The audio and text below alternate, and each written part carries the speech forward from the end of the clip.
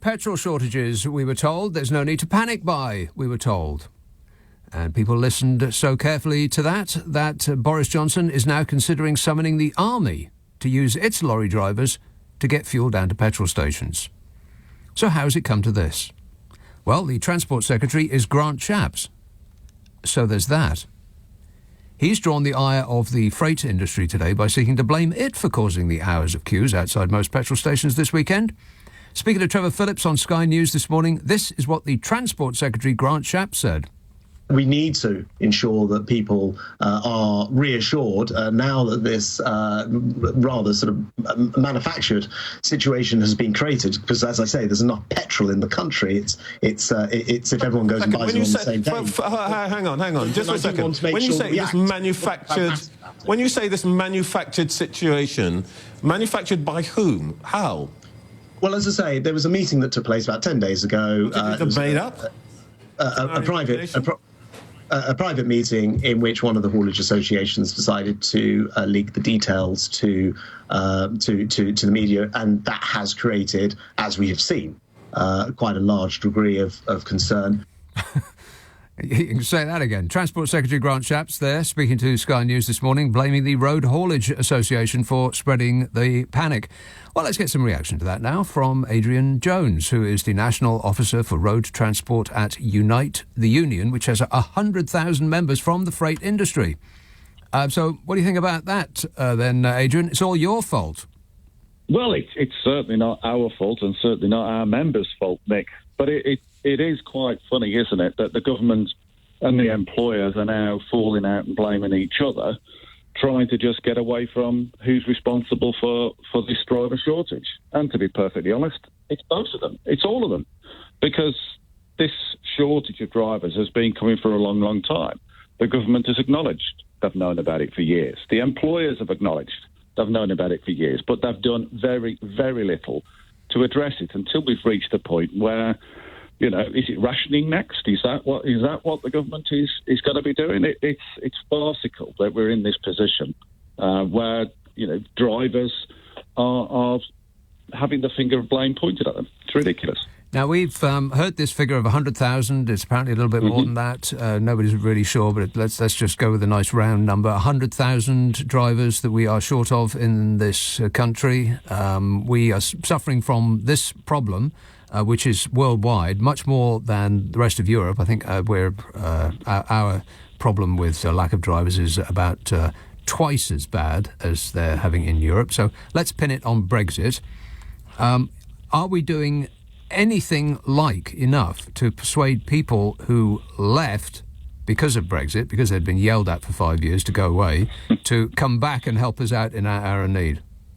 Well, that's not the solution anyway, and certainly not at 5,000 isn't going to make a difference anyway, and particularly not in the fuel sector where there's extra qualifications that drivers need to make sure they are safe. Because let's not forget here that drivers are driving, you know, huge vehicles for very, very long hours every day. And if you're driving a fuel tanker, then, you know, there's an added level of risk there. So we need to ensure that our roads are kept safe.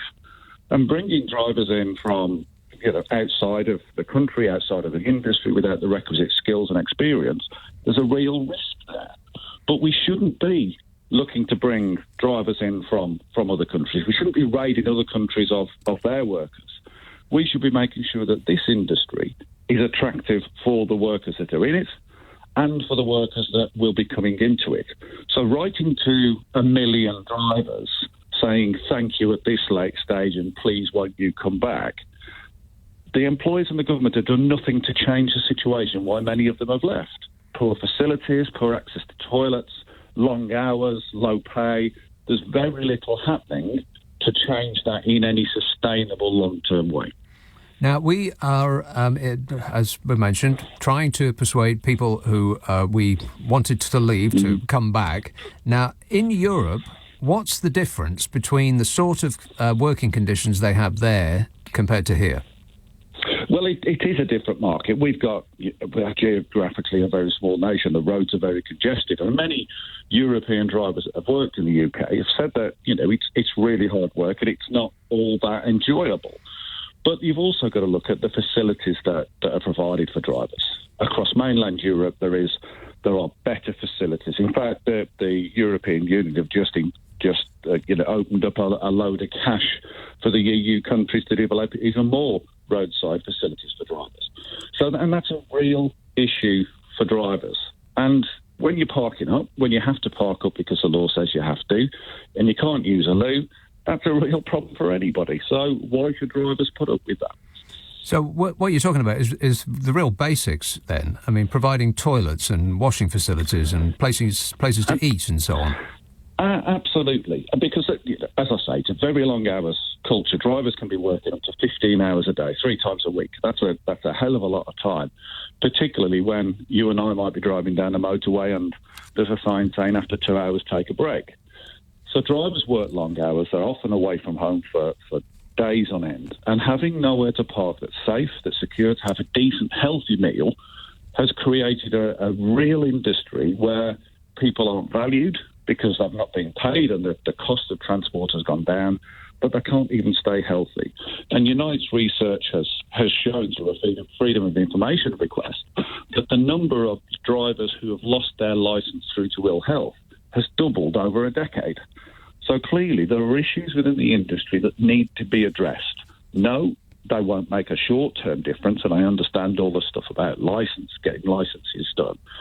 But for people to come into the industry, whether they be from the UK or abroad, it needs to be an attractive industry. And that's why we want the government and the employers to sit down with Unite to talk about how we can make this industry more attractive. One of the sort of demographics that really don't appear to be very interested in this life, which is most worrying, really, considering the situation that we're in, is young people. They just don't want to do this work, do they?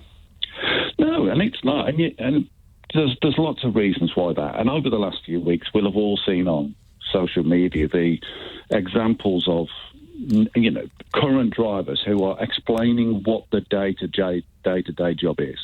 Getting up at, in the middle of the night to get to work for 4 a.m., getting out on the road at 4 a.m. because then you can beat the traffic, not knowing whether you're getting home at night, whether you're going to get to see your family.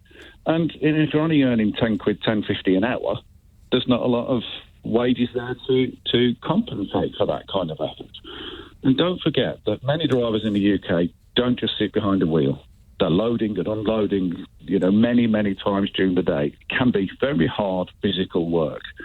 So it's not surprising then that when we've got drivers who literally do not know at 4 or 5 o'clock in the afternoon if they're going to get home, is that an attractive job for somebody?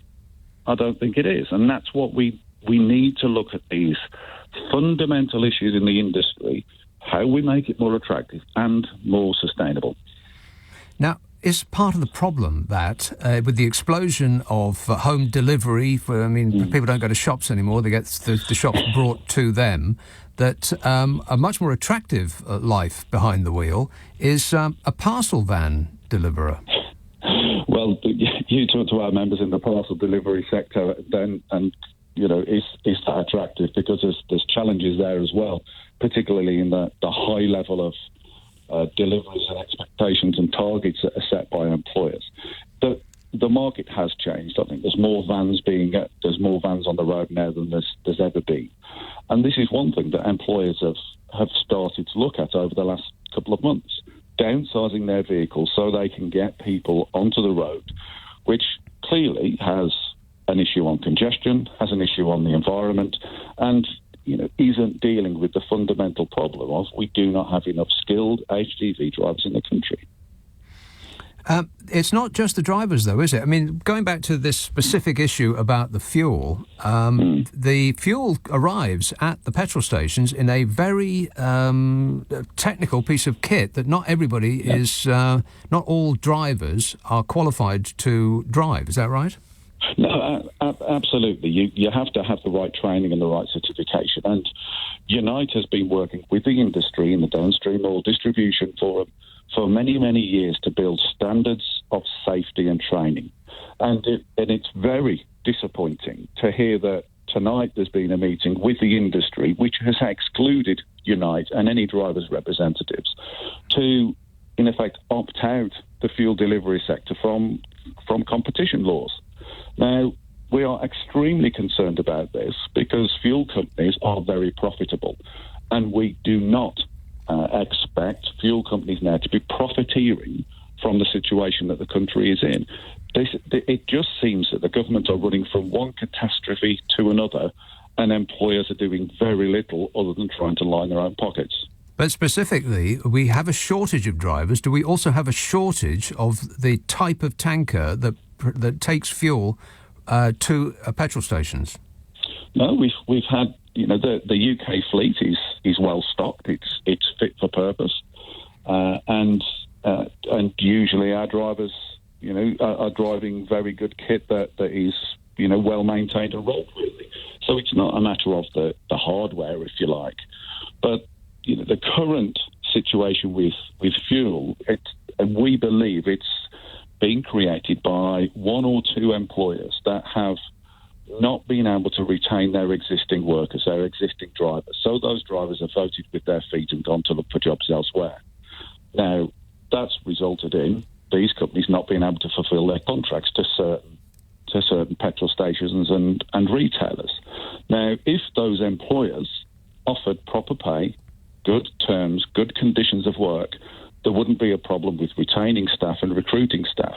But when employers insist on the race to the bottom on pay, on terms and conditions, and continue to try and offer incentive bonuses rather than pay increases, to have some kind of golden handshake to come and join us and we'll give you this money, but then we're not actually changing anything within the industry, it's not a surprise that those drivers are looking across the fence and saying, I'll try my luck elsewhere.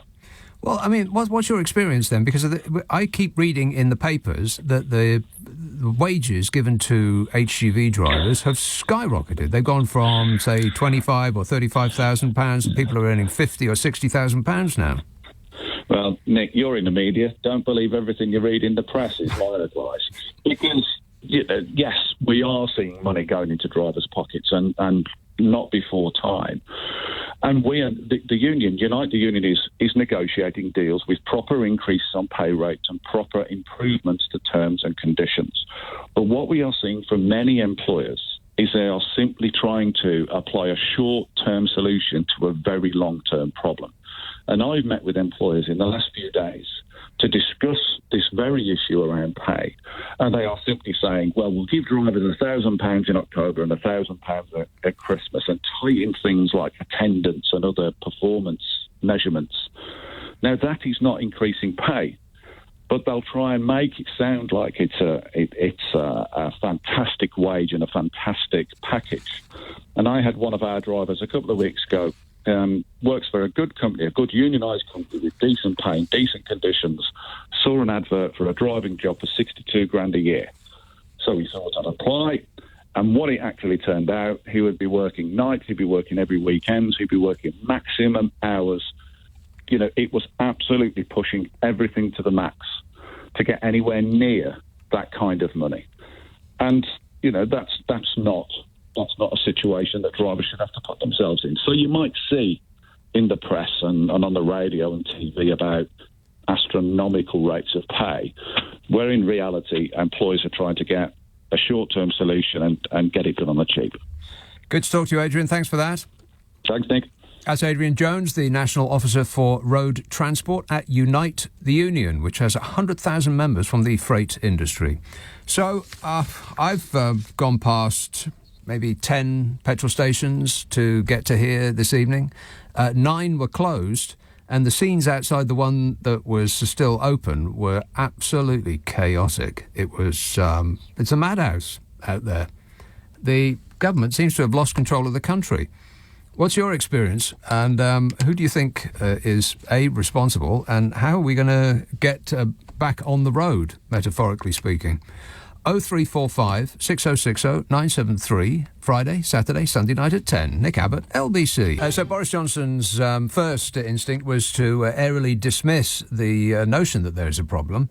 Nothing to see here. And now he has responded to the shortage of 100,000 drivers by offering temporary visas to 5,000 foreign HGV drivers, the very people that we were yelling at for 5 years to get out and go back to where you came from. Why wouldn't they want to come and help us in our hour of need? Particularly as the plan is to kick them out on Christmas Eve. Form an orderly queue, please. 0345 6060 973. What's your experience of the chaos at the fuel pump? I managed to get my car filled up at 3 o'clock in the morning, having joined several queues which were going nowhere after the show on Friday night. I think it's a pretty reasonable response to panic when you see other people panicking. Dan, the HGV driver, texts, if they bring back cheap labour again, then I'll leave again. The wages are now £25 an hour, but if it returns to £10 an hour, I'm done with it. There's no respect in the industry and there's no social life for drivers, says Dan. Here's a call in Wolverhampton. Hello, Alfie. Hello, how are you doing, mate? You're all right. Alfie, good, thanks. I mean, what Dan's just said there, £25 an hour. I don't know what he's doing for £25 an hour, but I can't certainly sort of get them sorts of rates. Like the guy was saying before, the conditions aren't good to be a driver, but the conditions aren't good to be a paramedic or a police officer or a firefighter. Yeah, but at least those people don't have to wash in a sink and eat crisps they bought out of a garage shop for breakfast, lunch and dinner. Yeah, mate, I've been doing the job for 20 years, like, you know, I'm just giving you my... and you know, as far as, like, the fuel shortage goes on now and getting the HGV drivers from wherever they're getting from, whatever country, you know, or whether we, you know, put people through a fast-track test, and then what you're going to do, send them into a refinery. Mate, I had an ADR licence for 5 years, I did, Nick, and I could not go anywhere near a refinery because it's like a closed shop. To get on that fuel delivery, it's quite technical. It's not rocket science, but what I will say is if it goes wrong, you've got a rocket behind you. Yeah. Do you know what I mean? So not only do you have to pass all the required tests to become an HGV driver, but there's also another level of tests to drive, I suppose quite rightly, to drive a tanker full of flammable liquid. Yeah, there's different classes what you get on your ADR licence. It's a week in the classroom, mate. And, you know, you because you can pull, at the end of that week, you can pull fuel, LPG. If it's an army test you're doing, you can also do explosives and nuclear waste, but civilian, that has to be specifically required. Right. So you don't get that in your week-long ADR, but everything else, classes 1 to 7, you can pull, and that can be anything from sort of like hospital waste, for obvious reasons. Yeah. Fuel, LPG. And everything else that you need, because the vehicle has to be kitted out in a specific way as well, you know, because you get a spillage in whatever sort of material. Yeah. I understand that. But at the beginning you said that, you know, you've heard reports about people getting £25 an hour or considerably more than that. But as an HGV driver yourself, you don't see that where you are. It's not a possibility for you. I say it's not a possibility. I'm not calling the guy a liar, but, I mean, £25 an hour to me sounds a little bit inflated. I'm pulling containers at the minute, I am, Nick, so I'm going down to Felixstowe pretty much all the while, or London Gateway, or Southampton, or Liverpool, wherever. And obviously, since the Ever Given went all sorts of like Pete Tong, a lot of my work has taken empty containers, which was like pretty much unheard of a year ago, to various ports so they can get resized, so they can be in the correct place. And then obviously I'm picking up a loaded container to bring it back. What would you put that down to? The pandemic, really, to be fair, has it fueled a lot of things, because obviously people are staying at home and they're ordering loads of stuff. And then when it went Pete Tong and the Suez Canal, that did really mess things up for a couple of months, there has. And I've seen the effects of that, because I drive containers, so I know exactly, what's happened there. OK, thanks for that, Alfie. 0345 6060 973. Tanya says, where are these overseas drivers going to live when they get here? And how are they going to get home on Christmas Day? The Channel Tunnel does not run every day of the year, including on Christmas Day. Or does run. It does run every even on Christmas Day. Oh, goodness me. So, maybe they can go home by train. Let the train take the strain. Hertford. Hello, James. Hi, Nick. After listening to your tale of woe regarding your journey home the other night, looking for fuel, I thought I'd call in and share mine as of this evening, and I'm currently still sitting in the queue. I set out from Ponders End in outer London and drove down to where I am now in just outside Hertford, a town called Ware, calling in at every petrol station that I know of. I used to be a taxi driver, so I know pretty much where they're all located, and that totals probably about 17 stations, and not one station had any fuel. And worse still, they don't know when they're going to get their next delivery. And I've met people on the forecourts who have got like a gallon of fuel left, and they're tossing a coin whether they use that to drive to see if they can find fuel so they can get to work tomorrow, or whether they stay at home and hope that there will be fuel sort of tomorrow sometime. And all the while, the Muppets in Downing Street are telling us that there's no crisis. I know, you really couldn't make it up, could you? You couldn't. It's excruciating. So how long have you been in that queue? Well, I only live in Hertford, so for me, this is a sort of a little Esso garage, sorry about the plug, that I know of, and I thought, well, just on the off chance, and this piece of road is normally desolate at this time of night, and it's lit up like a Christmas tree there's probably about 70 cars and vans and assortment of vehicles queuing to get, whatever they have got left. But we were saying on the forecourt, one of the forecourts that I was on, about it's not the shortage of fuel, it's the shortage of the drivers. So why, they've seen this coming, so why has the army not been utilised? Because at the end of the day, this is not going to clear up in a week, because the lady in another garage, I won't mention, won't plug them as well, but she said that they normally have 2 deliveries a week, and that lasts them for 7 days. They had one yesterday at 11 o'clock in the morning, and they'd sold out. All of their tanks were empty by 7 o'clock at night. Yeah, there's reports that some garages have had 500% more custom than they're used to. There's also reports of people leaving their local area and travelling, just going on the motorway to whichever station they arrive at next to see if they've got any petrol, because apparently some companies have prioritised motorway service stations to get their petrol first. All right, well, I wish you the best of luck, James, and I hope you get to the front of that queue soon and that they haven't run out by the time you get there. Thanks, Nick. Great show as usual. Thank you. 0345 6060 973. Now, after the news, we're going to get some details on the extent of the shortage of fuel at petrol stations, as it's claimed that away from the motorways, a majority of stations have now run out of fuel. You're listening to LBC. It's 10:30. The news headlines with Zora Solomon. You've probably seen the petrol station near you has closed. They put little bags over the pumps and have apologised that, yes, they've got no fuel. David Shepherd is the energy editor of the Financial Times. He's written about this for tomorrow's newspaper. Hello, David. Hi, Nick. How you doing? Good, thanks. So what's your story for the paper tomorrow?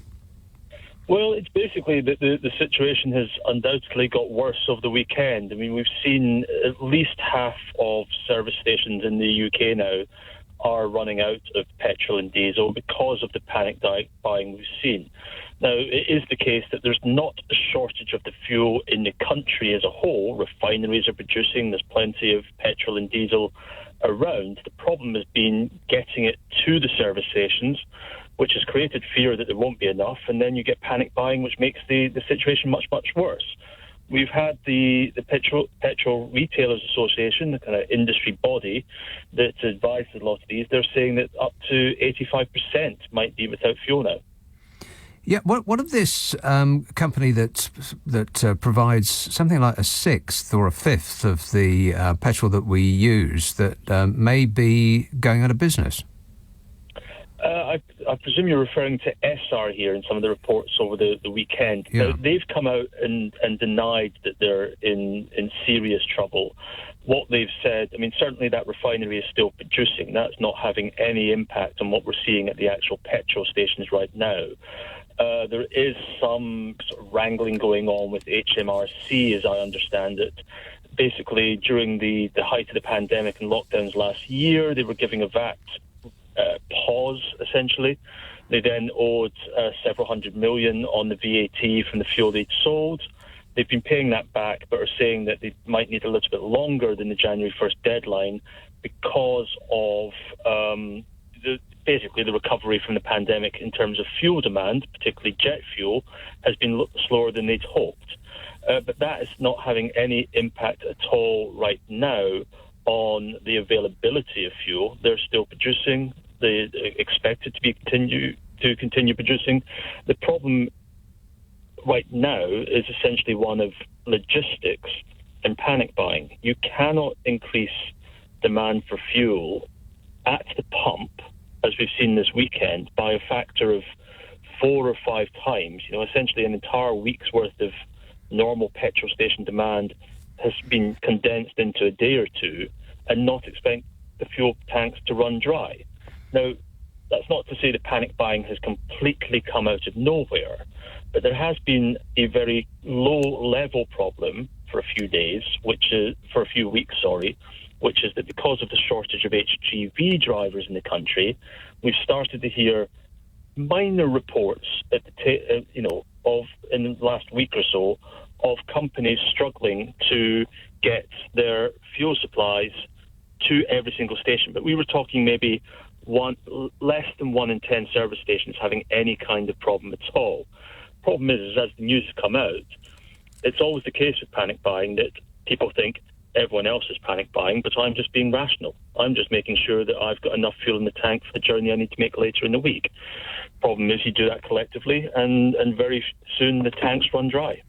Yes, but as an individual, there's absolutely nothing you can do other than take care of your own needs.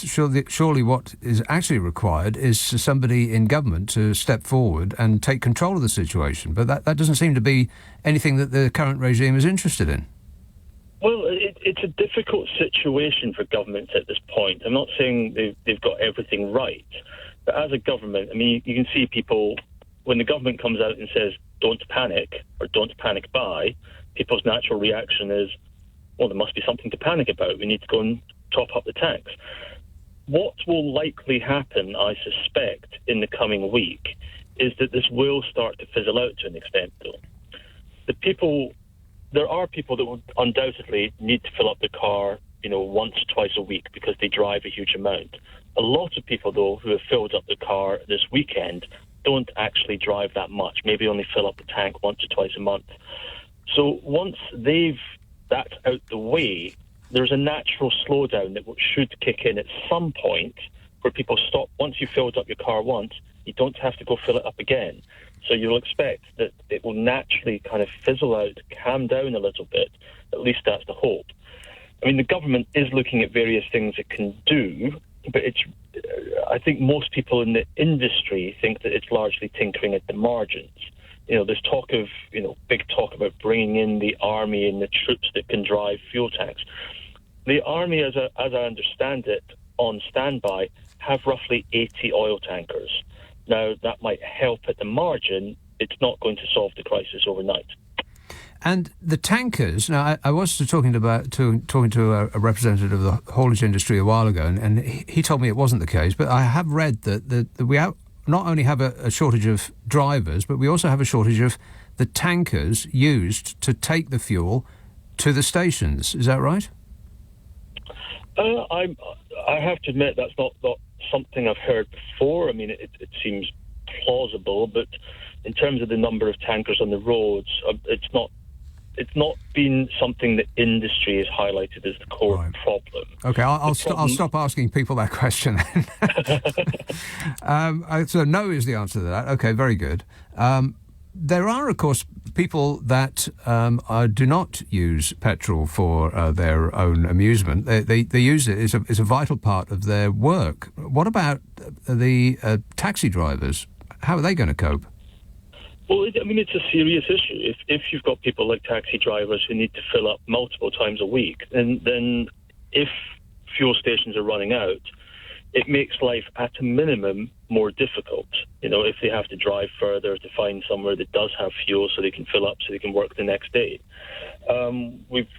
We heard today from the sort of licensed cabs associations or mini cabs association, essentially saying that they were going to request as well that they would be given sort of emergency vehicle status if it comes to this, whereby they can be given priority to fill up. That's because they say, look, we play a key role in the community. It's not just about getting people back from pubs and clubs on a Saturday night. We drive disabled children to school. We deliver elderly patients to hospital. We play a vital role in the wider community. So therefore, we need to have some kind of priority here over potentially other drivers. Have they had a response? Not yet that I know of. Right. Now, you are the energy editor for the Financial Times. Just talking about energy in general, are other countries like us, because we seem to be teetering on the edge of catastrophe at all times with all sorts of energy. We've got nuclear power stations, I think most of which are either closed or are about to close with no replacements on the horizon in the short term. We've got a minimum of gas reserves compared to all of our major competitors. We just seem to be just sailing along, crossing our fingers, whistling and hoping that everything is going to keep going the way it has, because we don't have any there's nothing to mitigate any bad winds that come our way. In certain respects, not with oil, but with the wider energy crisis you're referring to, the very high prices of natural gas in the wholesale market, which are fed through to very high electricity prices, leading to a number of suppliers going bust. It is true to an extent that the UK arguably has less resilience. Now, the government would say, we've got one of the most diverse markets in the world. We can bring in tankers of liquefied natural gas, frozen on ships, shipped all the way here from America. We can bring in pipeline gas from Norway. We still produce around half of the natural gas we consume in this country. The North Sea is still going. It's maybe not what it was, but it's still a significant contributor to our supplies. And that North Sea side, though, does feed into this argument of, are we resilient as others, though? In the past, you go back to the 80s and 90s, we produced all the natural gas we needed and then some. As a result, we didn't need to rely so much on having storage for natural gas. If you look at Germany or France, countries with very little natural gas production, they always made sure that they had at least enough in reserve, sort of 20% of annual demand, understanding how critical a fuel it was. In the UK, we were always able to run with much lower levels of storage because we were literally pulling it out of the North Sea and bringing it ashore. That was seen as our storage. As the North Sea has declined in terms of its overall output, that has become more of an issue, and we've not added storage in the meantime. We even closed down one of the major storage sites known as Rough in the North Sea, which used to provide a few days of kind of flexible demand in very cold times in winter. We don't have that. Now, it's worth emphasising the UK government still say, we think we're okay. This is not a lights are going out situation. Yes, prices are high. Yes, that will probably feed through to everyone's bills later in the year.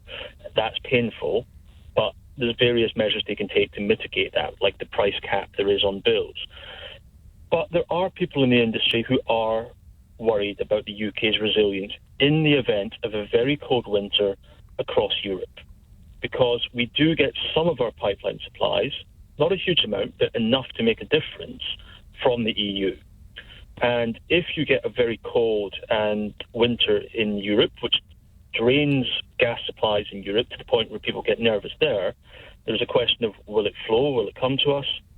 Will we be able to get enough liquefied natural gas on these tankers? One of the things we've seen happen in the last few years, but particularly the last year, is that in Asia, demand for gas has gone up massively, and they're willing to pay a premium to bring these tankers in. That means that the LNG tankers that we used to get made up something like 20% of our natural gas demand in 2019 before the pandemic. We're getting far less of that. So there is a worry, in the event of cold winter that lasts a long time, towards the end of it, if you get something like the Beast from the East, which I think was 2018, where if you remember in March, it got very, very cold across Europe with a kind of Arctic front. At that point, you might get a little bit worried. I'll be worried now to save time later. Well, I mean, it's not entirely foolish to be worried. I mean, as I say, the government wants to emphasise everything's okay. And if you want to ask me the core position of the industry, it is that, yes, things will probably be okay. There is flexibility in the system. The higher prices should start to curb some demand over time from industry and others. It should loosen up the market a little bit as time goes on. But is there always a danger when you're running a system which is essentially a just-in-time system of bringing in imports for natural gas with very little storage? Yes, there are risks. And this isn't just a UK-specific problem on the gas side, though. In terms of the very high prices, you're seeing almost identical very high prices in the rest of Europe, in the rest of the EU. So it's not fair to say, well, that's just Britain getting it wrong. There's been essentially a crunch in gas supply at a time when demand has risen very quickly as we've come out of the pandemic. But do we have specific potential vulnerabilities? Yes, the UK arguably does. Thanks for that, David. That's David Shepherd, energy editor for the Financial Times, who has written about this issue for tomorrow's newspaper. 0345 6060 973. This is LBC. 0345 6060 973. We're talking about the chaos at the pumps and tweets. I wouldn't be surprised if the Tories and the Brexiters tried to spin this as a great injection of business for petrol station owners. Well, somebody's making a lot of money. Steve texts, I'm in the military and I think that drafting us boys in to help out makes sense. We did it during the fire brigade strikes. Many of us have lots of driving experience and the majority of us have all the required licences for these vehicles. This will give the government more time to come up with a decent plan that would last longer than 3 months and would save some money too. Well, perhaps. I mean, they are on the payroll already, I suppose. Southgate. Hello, Dave. Hello, Dave. Oh, sorry. First time caller. Good man. So basically, my story is I actually work in the oil industry. I'm off to a refinery tomorrow, but I've just been to 5 petrol stations and I can't get enough fuel to get back home again. So I actually managed to get to one station, went inside to ask the fella, when is the next tanker coming in? And he thinks he might get one in the morning. And because my car was parked up in a forecourt, I pretty much caused the traffic outside. So I work in the oil industry. I need to get to work because I am part of the process that gets your fuel to your car. But I'm not sure if I can get home tomorrow. So I'm going to have this conversation with my boss after this call to say, if I can't get fuel in the morning, I can't get to work. So this is how ridiculous it's got to now. Dave, I think that's called irony. It reminds me of the There's a Hole in My Bucket song. So you could be part of the solution, but you can't be part of the solution because you've got caught up in what is the problem. Yes, and on Friday, we were on site. We were basically making sure that everything was good for the weekend. And a usual day is for me is about 8 o'clock to maybe 3 o'clock. I didn't leave site till 8 o'clock, so I did a 12-hour day. Got stuck on the M25. I think I was there for about 2 hours, which is why I haven't got enough fuel to get back to work. Right. And in what capacity do you work in the oil business? I work on a piece of equipment called a desalter, so that takes out contaminants, salts, and all sorts of other nasties that cause corrosion and problems along the line. So it's pretty much part of the process. Without that, you don't have any fuel. Right. And so from the inside, I mean, have you been talking to your friends and colleagues in the business? What are they saying about what's going on? I'm not going to say too much, but obviously running out of fuel at the pump station has a knock-on effect. So refineries are pretty much trying to fill up the tankers as quick as they can. So, it's almost like a double-edged. People want to get fuel for their cars. Refineries are basically ramping up production so that they can get the fuel there. But then you've got the problem where you haven't got enough tankers now. Because I think there is a rumour happening that the drivers are running so fast that they're almost going to be running out of hours. I don't know if there's any truth in that, but I'm thinking, if a tanker is going back and forth constantly, there's only a limited number of drivers. They run out of hours, they're basically driving illegally and they can lose their license, so they're not going to risk that either. And if you're stuck on the M25, you're using up your hours because you can't go nowhere. Right. So you could get a situation where you need the tanker drivers, they're stuck in traffic, and then you've got no tanker drivers. Right. If it wasn't so serious, it would be comical. Thanks a lot, Dave, and I wish you all the best. 0345 6060 973. Glenn in Chessington texts, I don't understand how we are short on tanker drivers this week when last we had plenty. It was one petrol company that had to close a few forecourts. Someone then informs the gutter press and the BBC, who then cause all this panic. The press in this country are a joke, says Glenn in Chessington. Yeah, I don't think shooting the messenger is actually solving the problem. Tony in Reigate says, it was 11th time lucky earlier this evening, looking for diesel locally. The first 10 stations were completely empty. I forgot to get the milk, though. You were caught up in the excitement of finding a pump that didn't have a bag on it.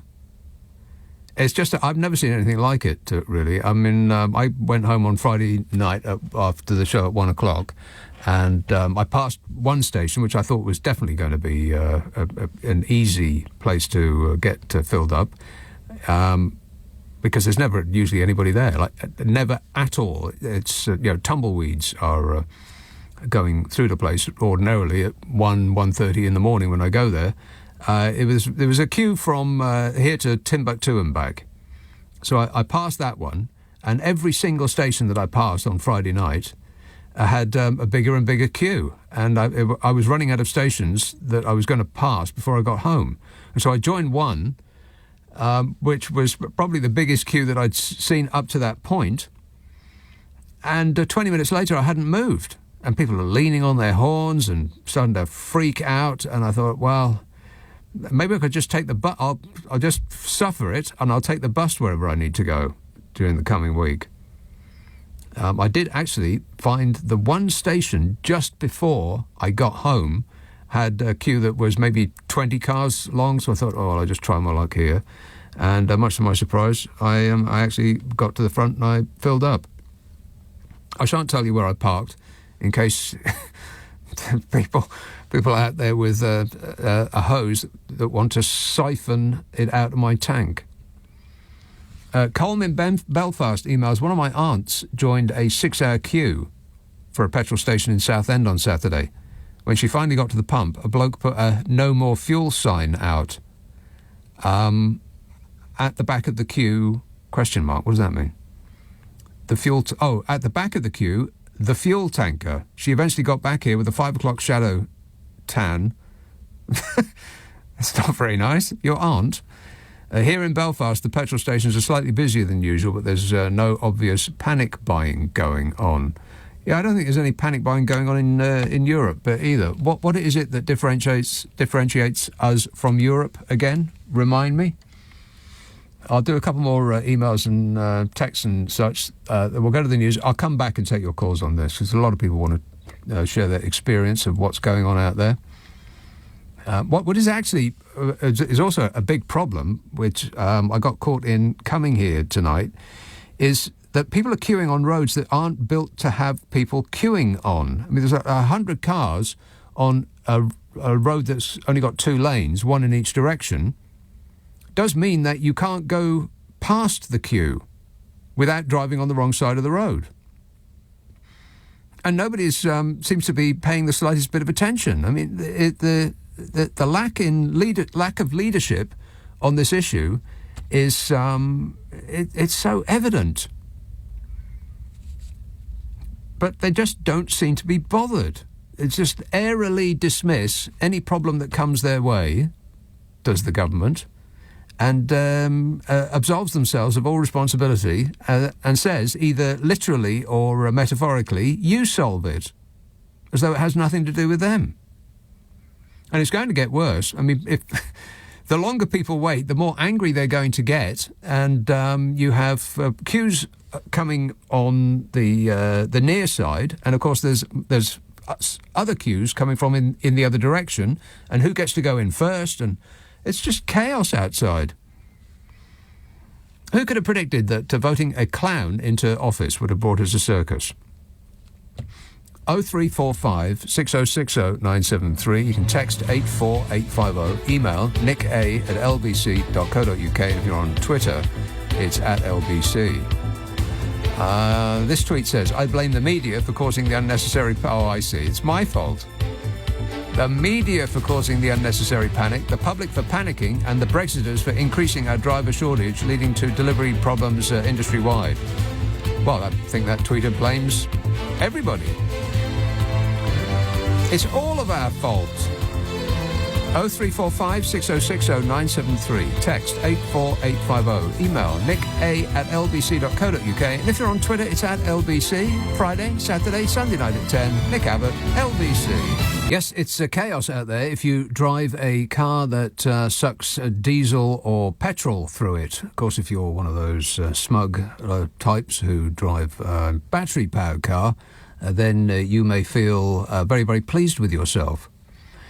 We're talking about the situation at the petrol stations and what the potential solution is. Of course, the solution may be to reverse the one thing that people voted for Brexit to visit upon them. That is fewer foreigners. And now, with 100,000 too few lorry drivers, the government has airily announced that they're going to allow 5,000 foreign drivers to come and help us, the very same people that we've been yelling at for 5 years to go home to where they came from. So I wish the government the best of luck with that. Boris Johnson is apparently also going to send love letters to HGV drivers who are not currently doing that work. Whether that will have a positive effect very much depends on how those HGV drivers feel about Boris Johnson. Mario in Essex emails, I'm a fuel tanker driver and I'm due back to work on Tuesday after some time off. I'm currently driving around all over Essex and London trying to find some fuel. If I can't find any, I won't be able to drive to work on Tuesday to deliver fuel. There's a hole in my bucket. Mansfield. Hello, Richard. Hi there, Nick. Richard. Good evening. Yes, Richard. I was ringing to share the tales of woe of trying to find fuel in the UK. Okay. I've been working down in Kent this weekend. Travelled down Friday up north. There was a bit of a crisis beginning, but nothing I was worried about. As I travelled south, there was plenty of people. By the time I woke up Saturday morning, everything in the south had gone as well. Yeah. Spent wildfire. Spent all day yesterday trying to find fuel, using up what precious reserves we had. Yeah, that's the problem, isn't it? We've got two vans. One was down to 40 miles, and it's a 176-mile journey back to North Nottinghamshire. And I had to queue for 3 hours this morning at 5:30 to get fuel. And at 5:30, which is 3 hours before that petrol station opened, I was 20th in the queue. Oh, my God. And by the time I managed to get fuel, luckily, there were 60 cars behind me. Blocked the village, the roads, as you say, junctions, all these towns and villages. This is outside of Tunbridge Wells, not designed to have traffic sat in them. Yeah. It was just chaos. And the other van that we had left, I've been on fumes since Leicester, and I've just made it to North Nottinghamshire with, I don't know, running on fairy wishes and unicorn dust, I think. Somehow we made it back, but there's not one single petrol station from Kent to North Nottinghamshire. That's got fuel. I've been on the M11, the M25, the A1. Nothing. Every one of them shut. It's amazing how quickly things can turn incredibly bad if there are no plans in place to mitigate for a situation like this. Yes, I mean, I think they're right when they say that there is a bit of a shortage and it was manageable. I'd compare it to electricity. You know, we all use various amounts of electricity throughout the day, and it's staggered, and the system can cope. It's managed, but if all of a sudden everybody thought that something was going to go wrong and everyone put the kettle on in the very same minute, the system would fold, and that's exactly what's happening with the fuel. We can't cope with everybody demanding it at the very same time, and that's exactly what's happened in the last 24 hours. Everyone's gone out and drained it. Right. Okay. Well, thanks for that, Richard. The problem with people being, people accusing the public of panicking, and that's the reason for this, is that panicking when there is no problem is irrational, but it becomes very rational to panic when there is a problem. And many people queuing to get petrol and driving past petrol stations that have run out, that starts to infiltrate into your mind that actually we've got a big problem here, and so you decide to fill up, which is a perfectly rational thing to do. Unfortunately, if everybody decides to do a rational thing, then we get an irrational outcome, which is where we are at the moment. And I think we may not have seen the worst of it yet, because there's been a few reports of people fighting with each other at petrol pumps, but not a lot. And I think that there is the potential for really bad stuff to happen. I thought I was going to get caught in it was a crossroads. I had to come from one road, turn right into another, but there was a queue that had formed right up to the junction, so I could not turn right, having gone through the green light, thinking that I could go around. It turns out I couldn't go around because the traffic coming in the opposite direction were taking up all of the lanes. And so I'm stuck in the middle of the junction. The people behind me couldn't get past. The people in front of me couldn't move forward. The people on the other side of the road couldn't get past to go in the other direction. And I thought, I'm going to be stuck here for hours. Sheila in Ealing says, I do not have a car and have to get 3 buses to work. Here's the irony. I had to walk part of my journey earlier as the bus could not get through due to the cars queuing for fuel. Thanks for that, says Sheila. But my experience entirely. Membry Services in Berkshire. Hello, John. Hi, Nick. How are you doing? Good, thanks. How are you doing? Well, my wife and I, we've literally just got off a flight from Dubai, and basically come out the airport. We've got it was just over a quarter of a tank, and we've been able to. The difficult thing is we've had to reroute off the M4 because the roads to the M4 shut down in places because of the junctions, and we've had to go through Slough, through Maidenhead to Bracknell, and then we realised that we haven't got no fuel at all. Because when we were away, we shut down to the news, what's going on, and it was only our son that had contacted us to say, you need to get some fuel. So we've come along, all along the M4 now, and I'll be honest with you, Nick, I've just arrived at Lee Delamere, and there is fuel available at the moment. So we're lucky enough, because otherwise we wouldn't get them back tonight. So what's the situation there at that services? Well, like I said, we've gone past Reading West services, we've gone past Cheveley services, Membry services. We've just arrived at Lee Delamere services, and they have fuel. We were not getting home tonight if we never stopped at Lee Delamere now. So they have got fuel here at the moment. Right, and are you in a queue? No, straight in, and we're fueling up. So.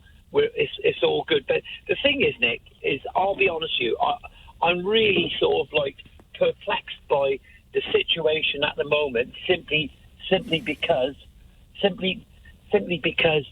what went on with the strikes all those years ago at the oil refineries, what went on when they knew when they run out of fuel before. And I just feel at the moment, industry, not just government, has let us down because they should have contingency plans. They knew that for a long period of time, we're running out of products. They can't get products to build. I'm a landscape designer now. I design and build gardens. But I got a HGV class license, class 1. I used to drive along the continent, all over Europe, and I've seen all this before. But wasn't there like indicators to say, people are fueling up now, let's start rationing it?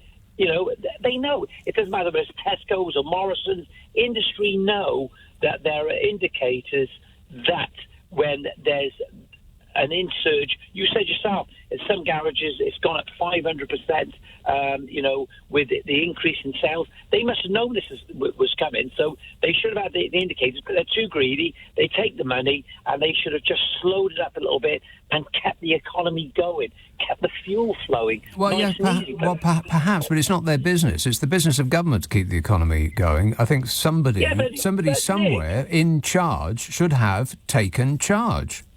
Yeah, but Nick, in government, right, but also in industry itself, right, is that they got a moral compass, and they have to say, well, okay, it's not a legal obligation, and yes, the government have a care of duty to make sure that I don't run out of fuel, and I don't have to go looking for a B&B along the road at night time. So we all have responsibilities like this, but surely when they start seeing the increase in sales, they should start slowing up a little bit.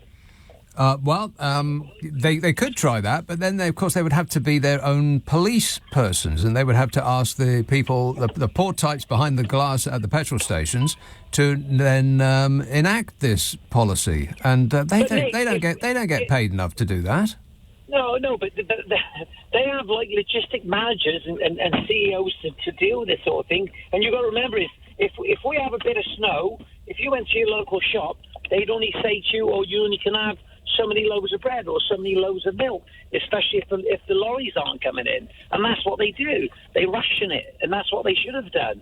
And I'll be totally honest and frank with you. I know that a lot of people voted for Brexit and sent these people home, and they were doing a great job here, right?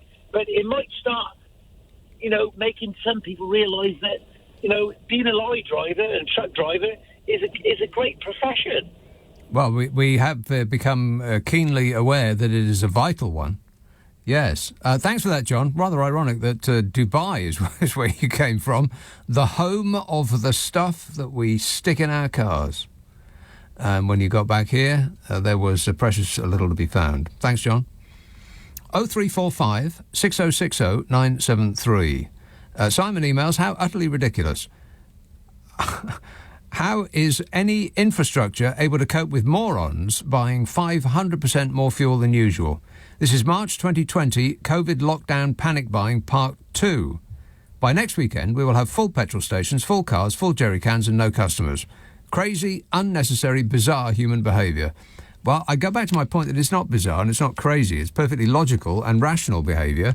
If you drive past petrol stations and half of them are closed and the other half have queues for miles, then there's nothing irrational about wanting to fill your car up.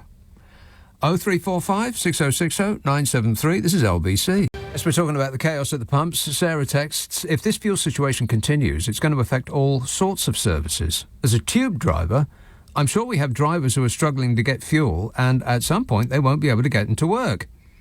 Therefore, public transport will end up being affected, and even the emergency services could be too.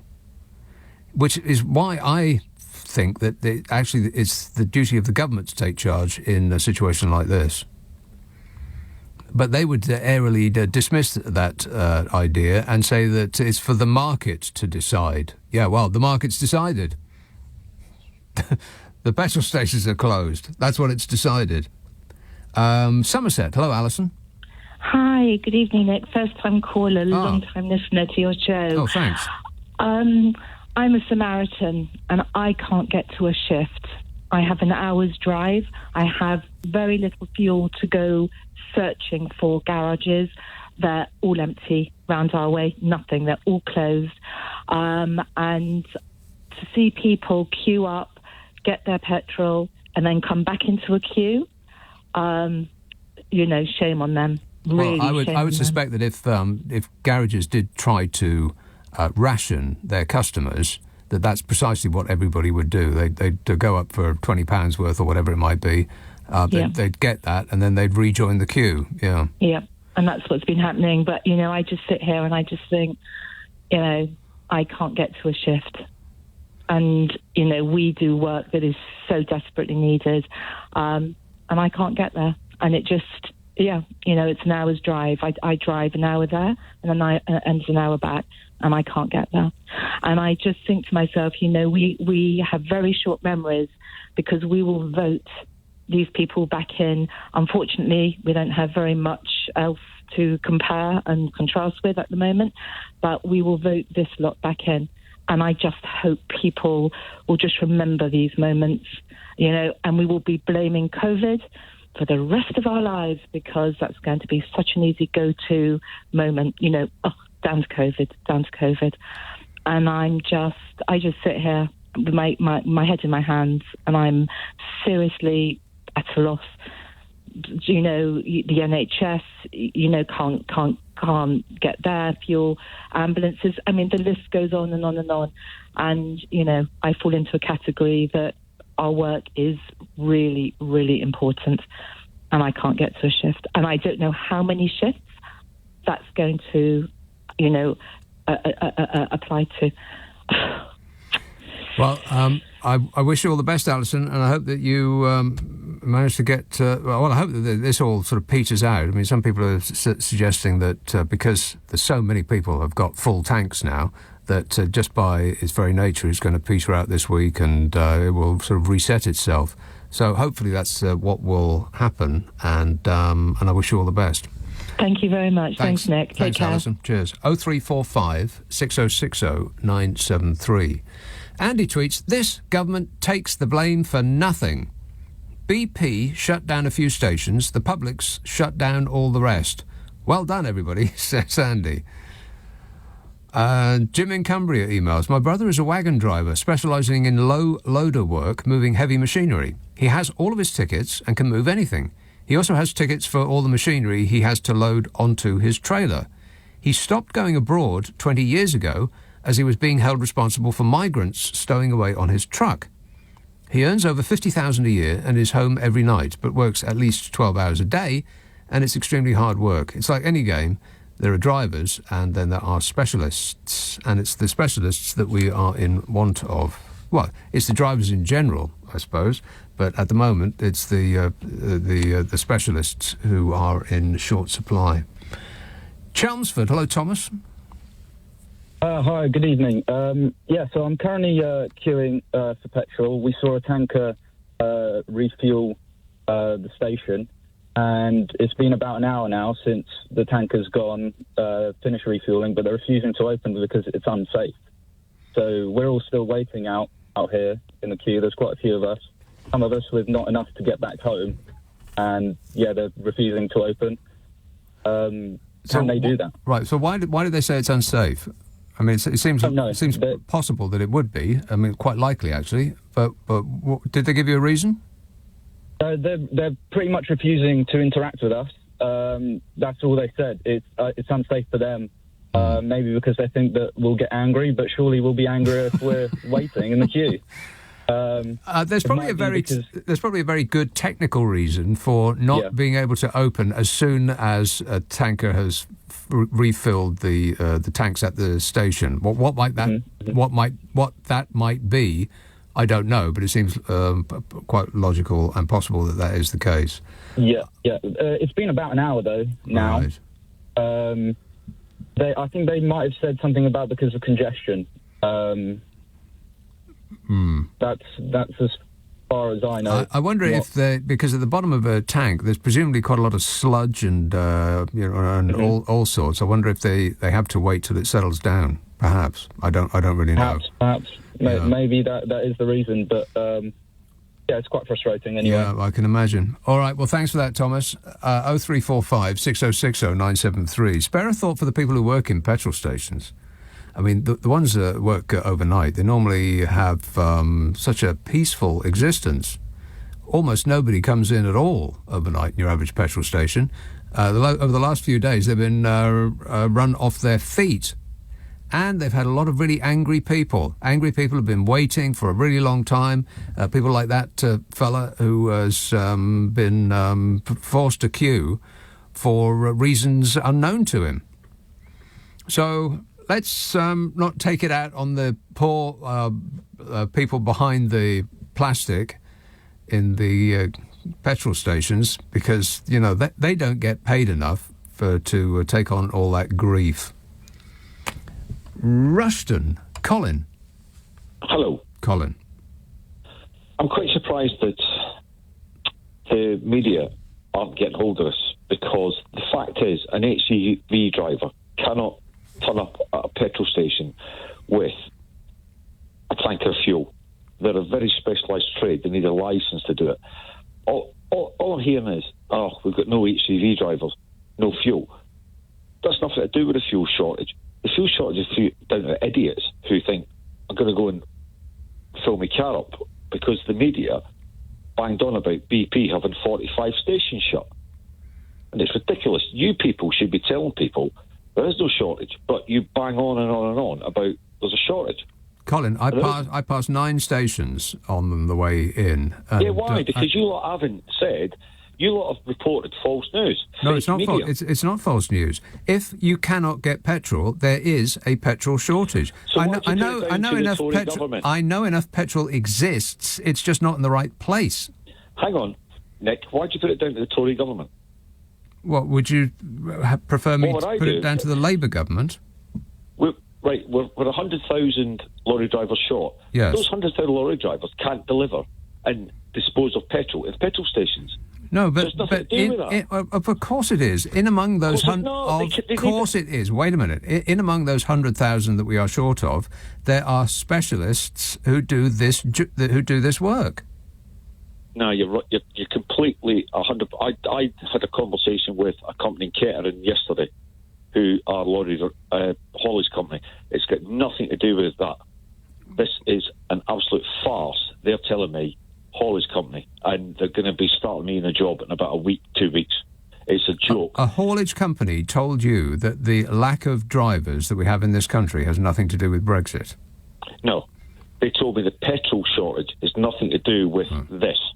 They said to me it's an absolute farce, and the media play it, and all the British people have done is said, oh, hang on, I ain't going to get to work on Monday. I know what I'm going to do. I'm going to go sit in the petrol station queue for an hour. Yeah, well, if they can't get to work on Monday, then it's not an irrational thing to do, is it? I mean, you can't get around it. It might have been an irrational response at first, but once you see petrol stations run out, and the next one's run out, and the one after that's run out, and the one after that's got 100 cars queuing to get in, well, then we've got a problem. Then it's not an irrational thing to want to fill your car up, because you have no idea when this problem is going to be solved. I mean, it could be solved next week. Might not be. Might be 2 weeks. Might be a month. We've got no idea. There's absolutely no reason to suspect the best. I mean, I would imagine that it will be back to normal at some point next week. That would be my expectation based on, hope more than anything else. But I don't think it's the media's fault, and I don't think it's the people who are queuing to get petrol. I don't think it's their fault either. It's just one of those things. It's just another example that in this country there doesn't seem to be any slack in the system. We're just edging along on the rim of catastrophe, expecting everything to go fine because it has done in the past. Which is kind of the text of what Boris Johnson was saying at the UN, at least the bit where he wasn't quoting Kermit the Frog out of context, to the bemusement of his audience and the embarrassment of this nation. But thanks a lot, Colin. 0345 6060 973. Anthony in Willesden Green says, as well as making us realise how essential HGV drivers are to the economy, the other realisation ought to be that ex-EU workers were essential to Britain's economy. But that would require at least 43% of the electorate to be able to see beyond the end of their own noses. This is a nation divided, and it is picking fights with each other. It has to have something to do with Brexit. We can't be 100,000 drivers short, and not one single one of them had a job delivering fuel. So it must be at least that. And are there reports of petrol stations closing in Germany or France or Spain or Italy or Belgium or any of those places? I don't think so. And the thing that differentiates us from the EU is that we have separated ourselves from them. So you can't tell me that it has zero to do with it. I'm not saying it's 100% the issue, but it has at least something to do with it. Oh, look, it's 11:30. The news headlines on LBC with Zora Suleiman. 0345 6060 973. Still taking your calls on and your messages and texts and so on the unfolding crisis in the petrol stations. And Anthony in Willesden Green says, no, I'm sure I've read that one. Scott, the ambulance crew member, texts, a few months ago, people were waving their hands and clapping us. Today, while queuing for 30 minutes in our ambulance at a supermarket pump, they were waving their arms in a rather different way when the petrol station attendant told us to come through. Thanks, Mr. 5-litre Mercedes driver, says Scott. David, the HGV driver, texts, Nick, the mythical lorry drivers in the EU waiting for us to offer long visas don't exist. The EU has 400,000 vacancies.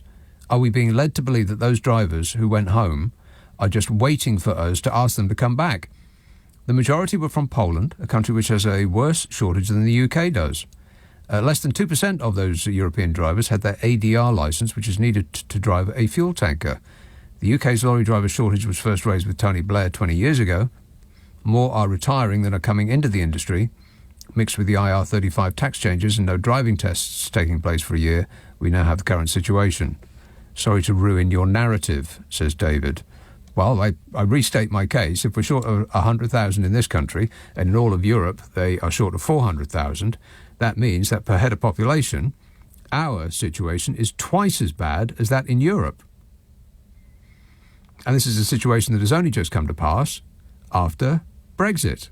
Therefore, it might not be 100% of the problem, but it is at least a factor, David. Sorry to ruin your narrative. Lincolnshire. Hello, Mike. Hi, Nick. Just a couple of points. First of all, yesterday I drove from Louth to March in Cambridgeshire. Yeah. And I was looking for fuel. I was visiting my brother who needs to go into hospital, but he can't because there's no beds, this, that and the other. And there was no fuel on the way down. And on the way back, I was lucky enough up here where we live in Alford to tank up. I paid $1.35 a litre for diesel, which was okay. It's fine. Yeah. It wasn't a lot of money, you know. And the guy in the garage said he was nearly out of fuel.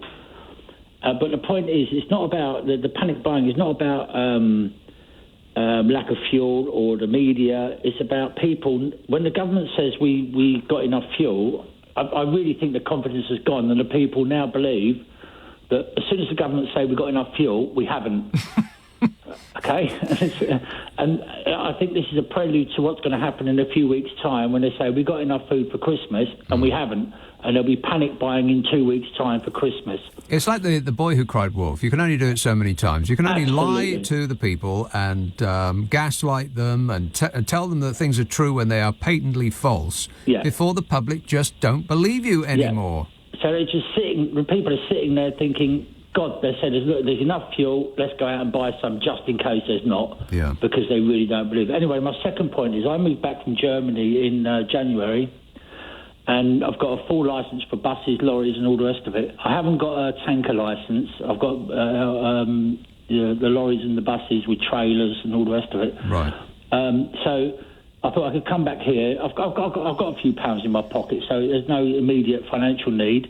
But I thought I could maybe drive a shuttle bus or a local bus, a linear bus, a normal bus. So I posted off all my bits and pieces to DVLA, like a good boy, to get my English licence. I could have actually applied for a job on my German licence because it was still under the EU the coverage. Yeah. But I thought, no, I'll change it for the British licence. I am still waiting for my licence. They've sent me the wrong paperwork. They've sent me the wrong licence back without my entitlements on it for lorries and for buses. And I've sent it back again, and I'm still waiting. I sent it off in May. We're now in nearly October, and I'm still. DVLA is in complete meltdown. And the point is, there must be thousands of British drivers who are looking now saying, God, they need lorry drivers, and they're paying £25, £30 an hour. You know, I could go and do some lorry driving for a few months, a year, even for the 3 or 4 months up until Christmas. Yeah. And if they think that the Polish and the Albanian guys and the Romanian guys are going to come over and drive lorries over here, look for somewhere to live and do everything within 3 months, the government, if people believe that, they're mad. Because what's going to happen, they'll go to Germany. Germany needs drivers as well. They can drive across the border, they can earn a lot more money and go back, no problem at all. They haven't got all the paperwork to fill in. It's an absolute joke. DVLA at the moment, I think the backlog is in tens of thousands, if not more, people trying to get their licences. It's just insanity. Yeah, nobody seems to have their hand on the wheel. We're a rudderless ship just being blown about by the storm. Absolutely. I came back here, Nick, and I was absolutely staggered at how... I've been in Germany for 11 years, and I'm absolutely staggered at how bad it's got here. Absolutely gobsmacked. It's just unbelievable. Right. Okay. Thanks a lot, Mike. This used to be an orderly country. I wonder what happened. Oh, yeah, that's right. Maida Vale. Hello, Stephen. Hi, good evening. How are you? Good, thanks. So, 3/4 of the petrol stations are empty in the country, and there is palpable fear and panic, quite naturally. And I think the only way the government can deal with this is to get on TV and show tankers rolling out of refineries towards petrol stations and filling up the forecourts. Otherwise, what started as a small panic, I think, could escalate very quickly and very seriously into something completely out of control. Boris Johnson is hearing this and thinking, oh, gosh, what we really want is for me to dive into my dressing-up box and come out with some badged overalls with my name on it and stand in front of a tanker for the benefit of the nation. Well, let me tell you, whatever it takes needs to happen to placate the public, because quite rightly, people are fearful.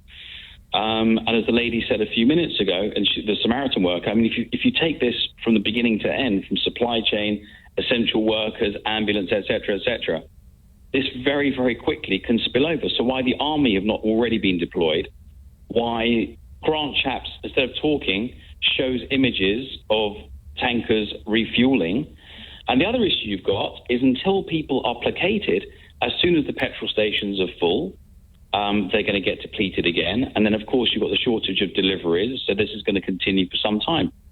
And whilst I hope, like you do, shortly this will return to normal, I don't share that optimism based on the public fear and quite rightly desire to fill up their cars. And I return to some sort of normality. And I think that it also sort of inculcates a sense that this is not an orderly or well-run country. And so when we come up with another problem, like maybe the gas prices will start to eat into people's funds, or food prices, or there'll be a shortage of whatever, then people are going to be in like a sense of agitation, and are more likely to act in this way again on some other issue in the future. So, but everything is so finely balanced. You just need to go to the shops and you can see that shelves are depleted. Bottled water, I think people have noticed, in the various stores is out, and everything's precariously balanced. And I don't think it's going to take a lot for something to tip over into another problem. I don't want to play politics because, frankly, there is no alternative to the Tory party. Do I think they're doing a great job? No, I don't think they're doing a great job. But there is no alternative. We have to work with what we've got.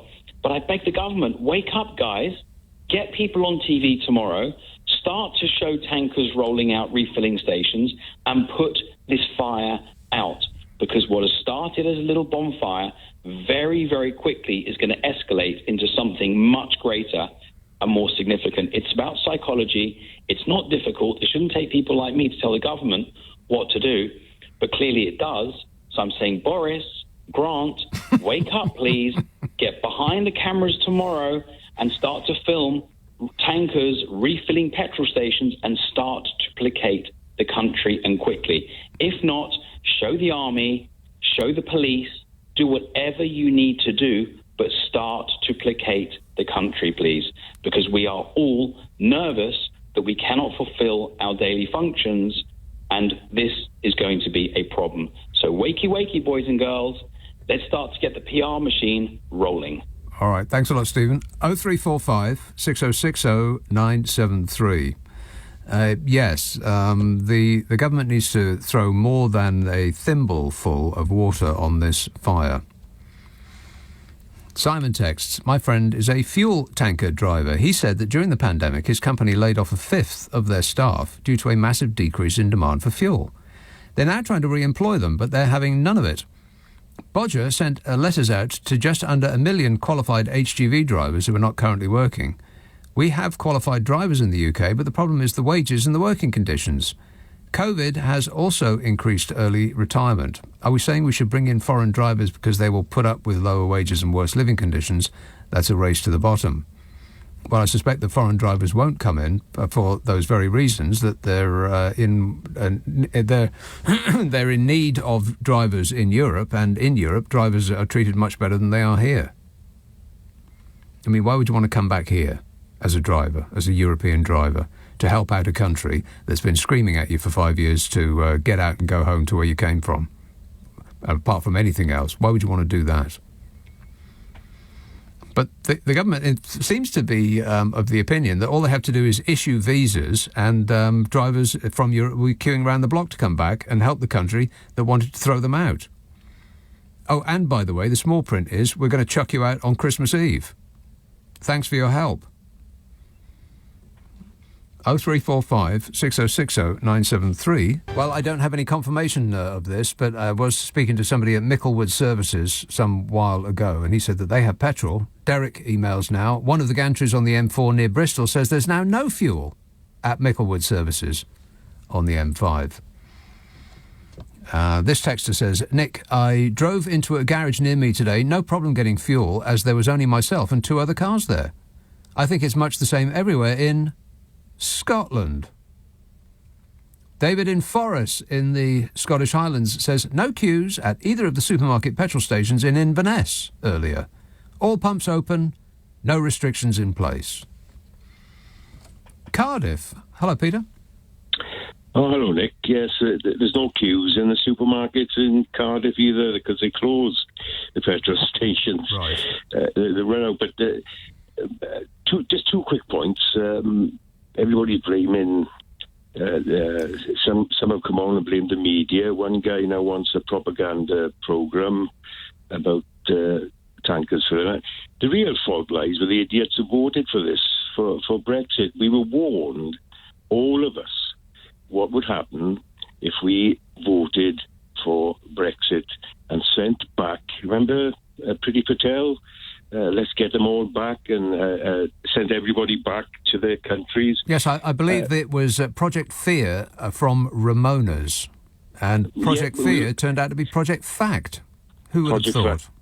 But the more practical problem, I was talking to a haulier friend of mine who's pulling his limited amount of hair he's got left out, because even if insurance companies now demand any new drivers that he employs have at least a year's experience driving, and then at over 25, if they haven't got either, they won't get insurance. So and again, as of bringing foreign drivers back, as you point out many times, we've sent them back. The facilities in Europe are far more superior than they are here. There's no, they're just not going to come back. But the real fault, those poor guys queuing up in petrol stations right now probably are not going to get petrol. I wonder how many of them voted for this, and then they come on and blame the media, blame you, blame me, but it's bizarre. You voted for it, you've got it. They knew what they were voting for, don't forget that. Thanks a lot, Peter. 0345 6060 973. So Boris Johnson signalled that there should be a short-term extension of the visa regime to include HGV drivers from the EU and elsewhere. We're short of 100,000, and he has issued, grudgingly, of course, because what the government has identified itself as more than anything else is the party that will throw the foreigners out. So grudgingly, he's issued 5,000 visas for HGV drivers to come back from where they belong, having been shouted at for 5 years, to go away back to where you belong.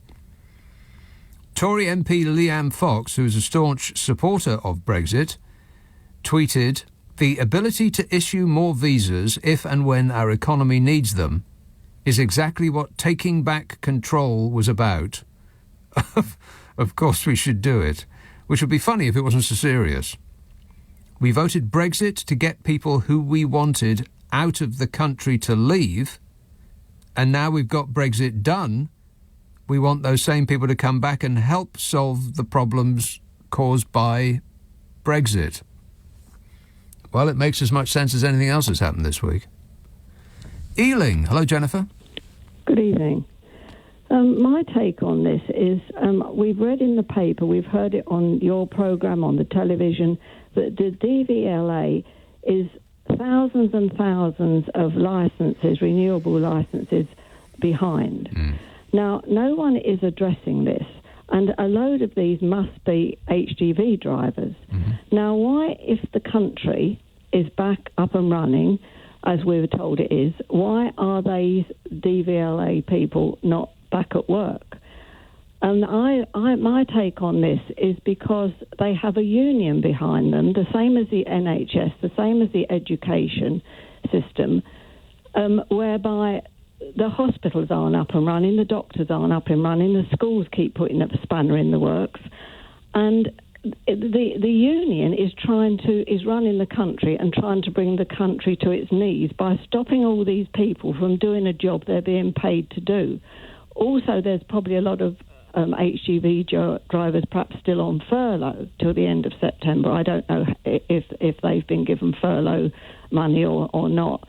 But if we can go abroad to go and get these HGV drivers, why can't we tell the DVLA, if you're not going to go back at work, then you'll have no job to go to, and we'll bring other people in who can do your job and get the country back on its feet. But why can't we do that? Because they've got a big union behind them. Well, I don't think there's any evidence that I've seen or heard that indicates that DVLA is not at work.